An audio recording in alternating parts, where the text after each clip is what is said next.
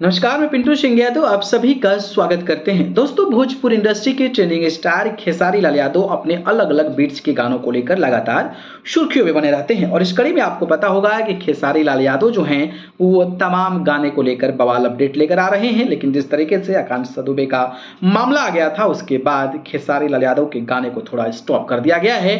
लेकिन इस बीच उनके दबंग राइटर कहे जाने वाले अखिलेश कश्यप ने एक बड़ा खुशखबरी दे दिया है और बड़ा खुशखबरी खेसारी लाल यादव के नए गानों को लेकर है। और जैसा आपको पता है कि गर्मी का मौसम आ रहा है, गर्मी में चैता जो है वो बेहतर तरीके से गाया जाता है और खेसारी लाल यादव के चैता गाने भी दर्शकों को काफी ज्यादा पसंद आते हैं। इस कड़ी में अखिलेश कश्यप ने एक बड़ा खुशखबरी दिया है और खुशखबरी देते हुए अपने सोशल मीडिया प्लेटफॉर्म पर लिखा है कि हिट मशीन के आवाज में जल्दी चैता और गर्मी स्पेशल गाना आ रहल बा, 2-4 दिन इंतजार करी जा।